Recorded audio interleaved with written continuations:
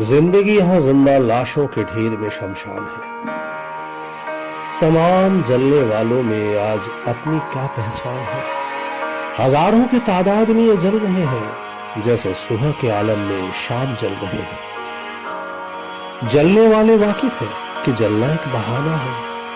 बूंद बूंद बह जाने से क्या जलना नहीं सहना है। ये जीवन है, इस जीवन का यही है रंग रूप। कहीं मिटाए प्यास किसी का, कहीं बढ़ाए भूख। ये तो बहता पानी है, ये हर पल कहता कहानी है। कहीं बचपन है, कहीं बुढ़ापा है, कहीं उछल उन्माद जवानी है। पटना शहर गंगा जैसी पावन नदी के दक्षिणी किनारों पर बसे इस शहर की अपनी ही एक कहानी है, अपना ही एक इतिहास है। ऐतिहासिक पन्नों में इसे मगध की राजधानी पाटलिपुत्र के नाम से जाना जाता है। कहते ही यह घटनाओं का शहर है। अशोक और चाणक्य जैसे कई सम्राटों और विद्वानों की इस धरती पर इतिहास के कुछ सबसे बड़े साम्राज्यों की शुरुआत हुई और अंत भी। पर एक बात जो इस शहर को एक अनोखी पहचान देती है वो है इसकी रफ्तार और विकास की क्षमता। इसी क्षमता ने आज इसे भारत का 19वां सबसे बड़ा शहर बना दिया है। 20 लाख से भी ज्यादा आबादी वाला ये शहर तेजी से बदल रहा है और उससे भी ज्यादा तेजी से बदल रहे हैं यहाँ के लोग। कामयाबी और सफलता इस शहर की पहचान बनती जा रही है और इसी कामयाबी को लक्ष्य बनाए दिन रात मेहनत कर रहा है यहाँ एक शख्स, अविनाश। यह है अविनाश, हमारे और आपके जैसा एक साधारण सा मध्यम वर्गीय सरकारी कर्मचारी। कुछ ही दिन हुए हैं इन्हें भी तरक्की की सीढ़ियां चढ़े हुए। हाल ही में इनका प्रमोशन हुआ है और आज ये एक अच्छे पद पर उसी सरकारी दफ्तर में नौकरी कर रहे हैं। कई साल कुंवारे रहने के बाद अविनाश ने भी शादी की और आज उनकी शादी को भी 10 साल होने को आए हैं। और ये है उनकी पत्नी सारिका और ये उनका छोटा सा इकलौता बेटा ध्रुव। साधारण मगर सुखी सा ये उनका छोटा सा परिवार।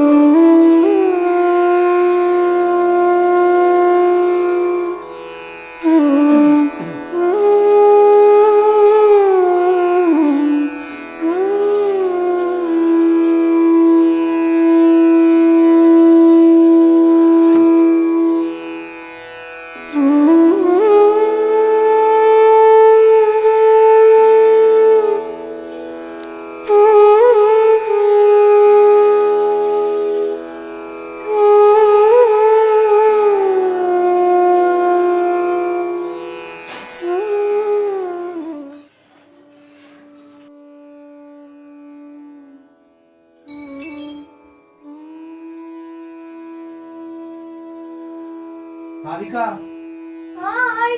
पेपर देखना, सोफे पर है, ले आना। अच्छा।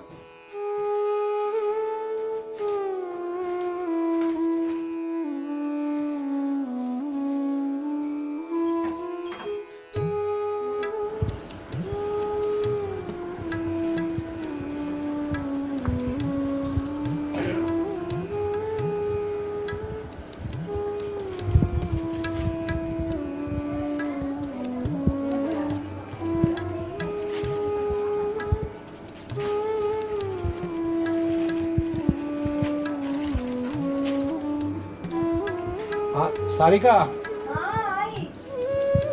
तो पानी गर्म कर दो भाई, जल्दी निकलना है। अच्छा ठीक है।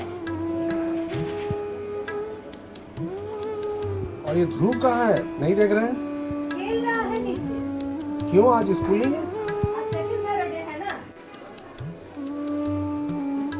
क्या हो गया है शहर में? किडनैपिंग का केसेस एकदम दिन प्रतिदिन बढ़ता जा रहा है।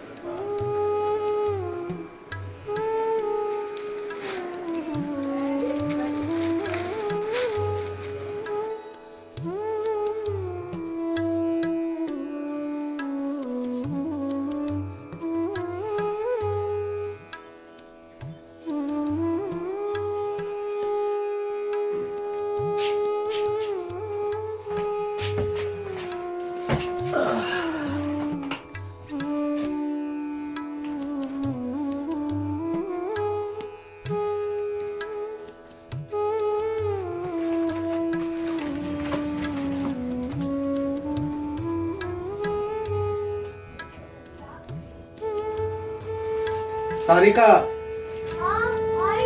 नाश्ता लगा दो, निकलना है मुझे।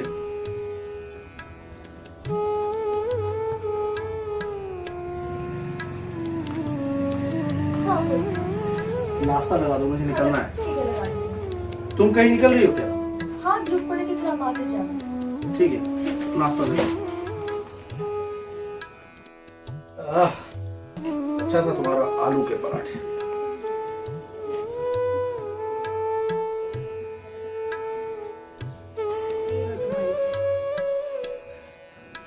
क्या हुआ? आज फिर जल्दी आई।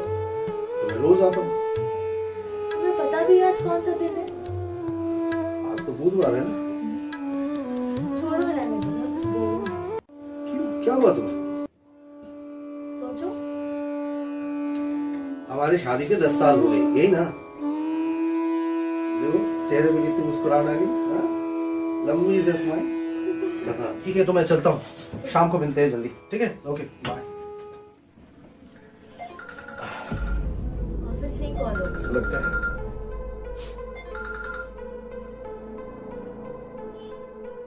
हाँ हेलो, हाँ हेलो, हाँ बात कर रहा हूँ। आप कौन? हाँ जी, मेरा बेटा है। क्यों, क्या हुआ ध्रुव को? हाँ हेलो सारिका, देखो ध्रुव कहाँ है? ध्रुव, ध्रुव, ध्रुव, ध्रुव, ध्रुव, ध्रुव, ध्रुव, ध्रुव। अविनाश कहाँ है मेरा बच्चा? तुम कुछ सुन नहीं रहे हो अविनाश? मेरा बच्चा।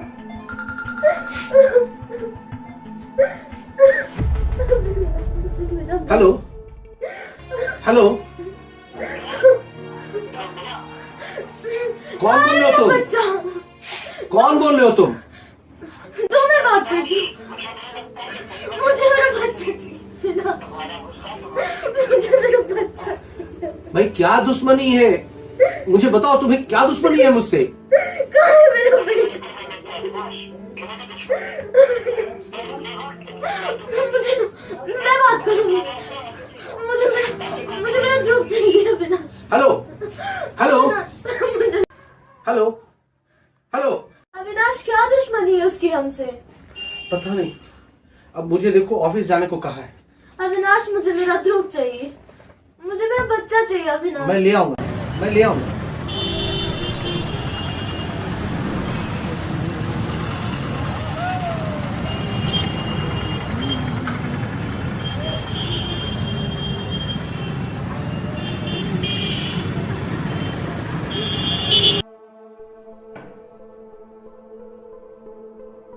सर मेरी नौकरी बचा लीजिए, सर मेरी नौकरी बचा लीजिए। सर मुझे बहुत ज्यादा डर लग रहा है, सर मेरी नौकरी बचा लीजिए। मैं आपके सामने हाथ जोड़ता हूँ, आपके पाँव पकड़ता हूँ, सर मेरी नौकरी बचा लीजिए। सर सर इस नौकरी के बिना मैं मर जाऊँ, सर मैं आत्महत्या कर लूंगा। अरे मर जाने से यदि नौकरी लग जाती है तो जाके मर जाओ।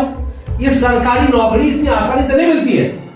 सिफारिश लगाने पड़ते हैं, पैसा जमा करना पड़ता है, तब जाके नौकरी लगती है। सर मैं इतने पैसे कहाँ से लाऊंगा सर? सर मेरे घर में मात्र 5,000 रुपए की कमाई सर, इतने पैसे मैं कहाँ से लाऊं सर? प्लीज मेरी नौकरी बचा लीजिए सर। अरे पैसे नहीं है तो जाओ, मैं क्या करूं?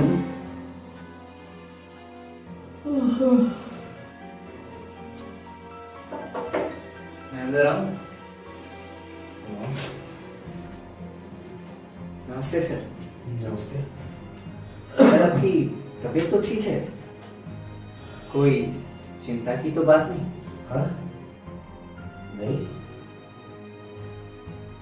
तुम इसके पहले भी आए थे क्या? तुम्हारा चेहरा बहुत जाना पहचाना सा लग रहा है। सर आप तो दिन में हजारों लोगों से मिलते हैं, अब एक जैसे तो कई चेहरे हो सकते हैं। नहीं, मैं तुमसे इसके पहले कहीं मिला हूं। वो एक लड़का आया था मेरे पास, क्या नाम था उसका? रुपेश ओझा, नहीं रमेश ओझा। तुम उसी के साथ आए थे? हाँ, मुझे ऐसा लगता है तुम उसी के साथ आए थे। उसको यहाँ नौकरी लगने वाली थी। लगी क्या सर? नहीं लगी। पर क्यों? अरे सरकारी नौकरी इतनी आसानी से लगती है? सर मैं भी तो यहाँ नौकरी के लिए ही आया हूँ, मुझे कहा यहीं से नियुक्ति पत्र मिलेगा। नाम क्या है तुम्हारा? File number? वो तो उसके साथ हो गया सर। मजाक कर रहे हो तुम? वो भी तो एक मजाक है सर। क्या?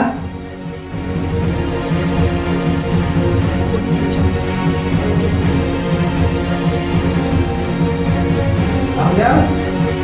नाम क्या?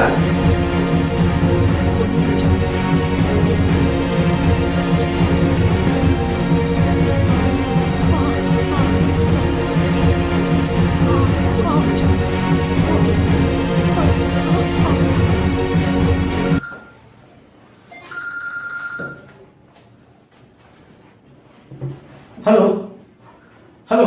क्या हुआ मिस्टर अविनाश? हाँ। इतना वक्त लग रहा है फैसला करने? नहीं, मुझे तुम्हारी हर शर्त मंजूर है। हाँ हेलो। जितनी देर करोगे तुम्हारा बेटा उतना ही डरेगा। अरे देखो, 50 लाख रुपए कोई मामूली रकम नहीं है, मैं जुगाड़ कर रहा हूँ। जो करना है जल्दी करो, कहीं ऐसा ना हो तुम्हारे बेटे की जान घर से ही निकल जाए। हेलो नहीं। हाँ बेटा, तुम कहाँ हो बेटा? मैं आ रहा हूँ बेटा। हेलो सुनो। हेलो।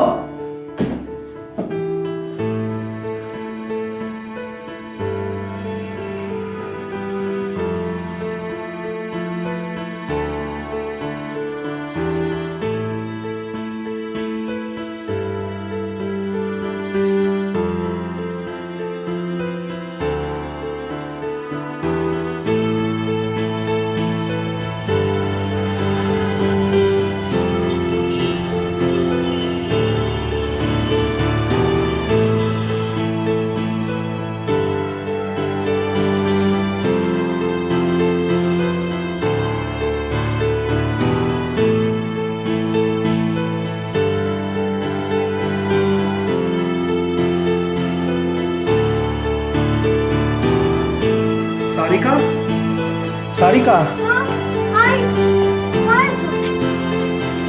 नहीं मिला। ऐसा क्यों बोल रहे हो अविनाश? पता नहीं, उसे ढूंढो अविनाश। पता नहीं, मुझे ऐसा लग रहा है मेरे हाथ से सब कुछ छूट रहा है। मैं हार रहा हूँ सारिका। अविनाश मुझे मेरा बच्चा चाहिए अविनाश, उसे ढूंढो।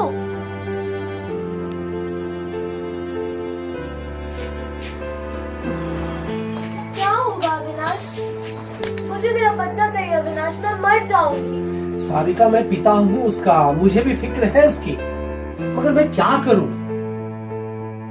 लगता है सब कुछ मेरे हाथ से छूट रहा है सारिका। अविनाश कुछ तो बोलो। मैं लाऊंगा उसे सारिका, मैं लाऊंगा। मैं पिता हूं उसका, लेकिन जानती हो, मुझे ऐसा लगता है कि मैं ही गुनहगार हूं तुम सबका। कहीं ना कहीं मुझे ही मेरे कर्म का फल मिल रहा है। एक बार उसका पता लग जाएगा। ऐसा क्यों बोल रहे हो अविनाश? इस बात के लिए तुम अपने आप को क्यों दोषी ठहरा रहे हो? किसकी बात कर रहे हो तुम? वो लड़का नौकरी के लिए मेरे पास आया था। अपना फाइल ढूंढते हुए। उस दिन उसे नियुक्ति पत्र मिलने वाला था और मैंने किसी के कहने पर उससे ये कह दिया कि उसका फाइल गुम हो गया है और ये सरकारी नौकरी बिना सिफारिश का, बिना पैसे का नहीं मिलता है, ऐसा कहा था मैंने। वो बेचारा बहुत रोया था, चिल्लाया था। उसका चेहरा आज भी मुझे याद पड़ता है। फिर मैं कुछ नहीं कर सका। एक तरफ एक लालच था मेरे मन में कि मुझे मेरी तरक्की मिलने वाली है और दूसरी तरफ उस लड़के की नौकरी।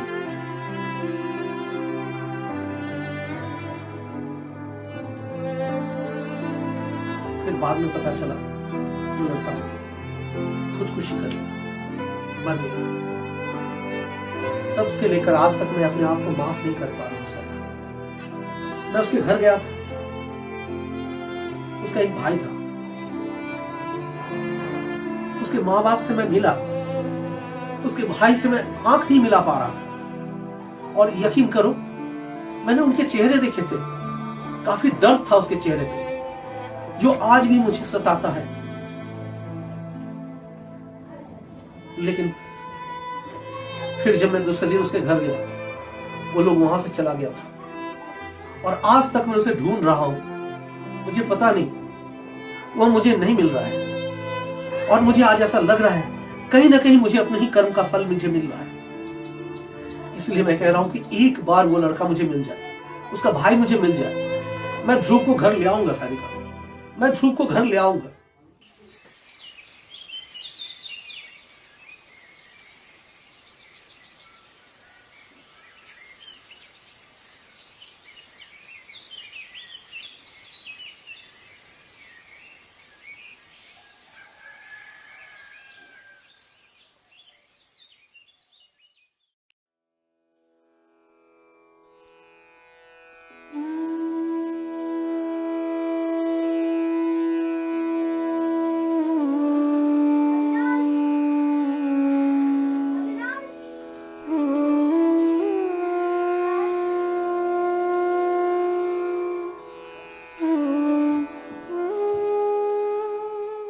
सारिका, तुम्हें बिना कुछ कहे ही मुझे जाना पड़ रहा है। तुम मुझ पर भरोसा रखना। ध्रुव घर लौटेगा, यह मेरा वादा है।